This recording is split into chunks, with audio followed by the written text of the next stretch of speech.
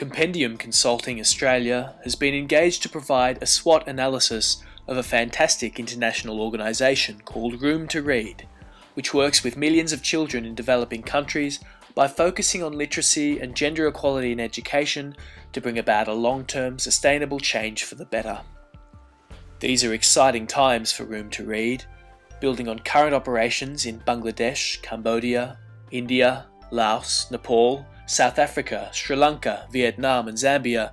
Room to Read aims to reach 10 million children by 2015, grow operations in at least 2 additional countries by end of 2014, and double its annual budget to $50 million within the next 5 years.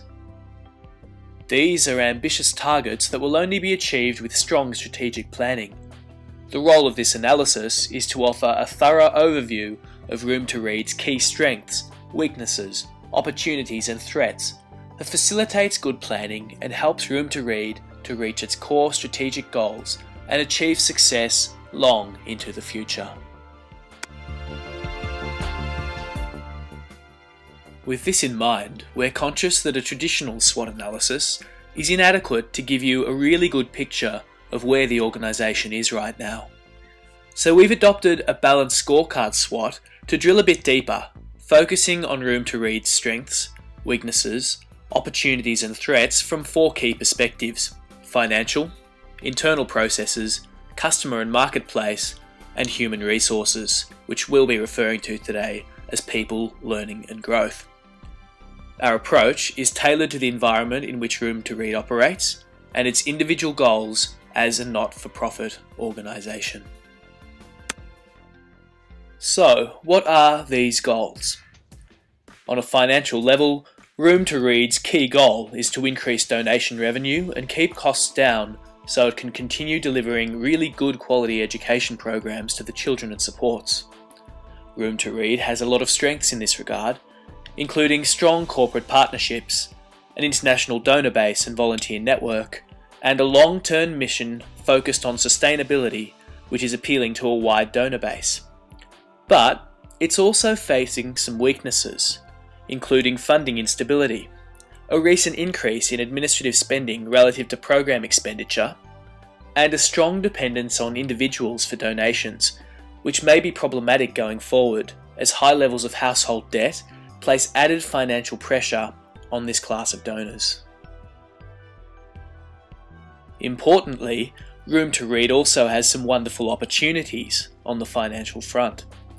These include cause-related marketing initiatives, which bring in revenue while promoting a strong brand image. Taking advantage of technological advances such as social networking for marketing and fundraising, and using PayPal as a safe and secure method for receiving donations.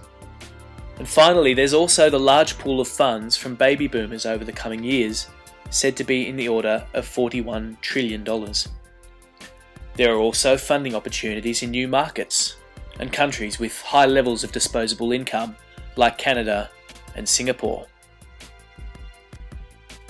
In terms of financial threats, the expansion into South Africa and India is of some concern due to their low disposable income and high savings tendency, which suggests that these might be difficult regions to source funding. The ongoing impact of the GFC is also a threat, reducing disposable income, coupled with the increasing number of charities for those funds to be distributed to across the market. In this context, efficiency of operations will be a key to success. This brings us now to Room to Read's internal process goals of developing new and innovative methods of delivering their educational programs while keeping costs low and maintaining effective and efficient management.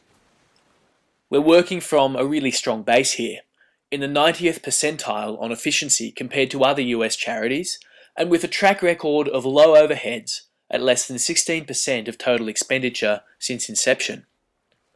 A flexible and responsive corporate structure is also a key strength. At the same time, administrative and non-program expenditure will have to increase to meet strategic goals, and there's a risk of efficiency losses here. To counteract this effect, Room to Read can look to leverage its growing reputation and image by negotiating discounts from suppliers on essentials such as air travel, following the lead of organisations like UNICEF and teachers across borders. In the customer and marketplace perspective, growth and quality are key in conjunction with community support. These are already strengths for Room to Read, operating in partnership with government and NGOs, encouraging proactivity in the community, and drawing on the Challenge Grant program to ensure local engagement and sustainability. But Room to Read also wants to ensure it has a big impact on the regions in which it operates. With such a wide geographic spread right now, there is a risk that resources will be spread too thin. And Room to Read doesn't have a strong brand image right now when compared to leaders like World Vision. Many of the opportunities in this space come in the form of partnerships with other charities. For example, one laptop per child to create inexpensive computer labs in schools, and also with governments who campaign with education as a priority. The challenge will be to pursue these opportunities in diverse regions with their own cultural biases, and in developing regions where the political landscape is highly volatile. Finally, we come to Room to Read's people, learning and growth perspective, which revolves around the goal of growing a pool of skilled staff that will meet the organisation's needs now and in the future. Room to Read already has a lot of great people, strong leaders with industry connections and depth of experience. But what it does not have yet is a clear picture of staff needs going forward over the next 3 to 5 years, which is difficult with such an aggressive multinational expansion plan. One opportunity in this regard is to use strategic workforce planning to put a 3 to 5 year plan in place. I was recently involved in a similar initiative with the World Wildlife Fund, which was highly successful in aligning strategy with the workforce. And I'm sure it would have similar benefits at a global organisation like Room to Read. On behalf of CCA, thank you for your consideration. We hope that this SWOT analysis has presented a thought-provoking perspective that will form the basis for good planning and strategic development at Room to Read and drive success long into the future. We also invite you to raise any questions you may have about the issues that have been presented here today.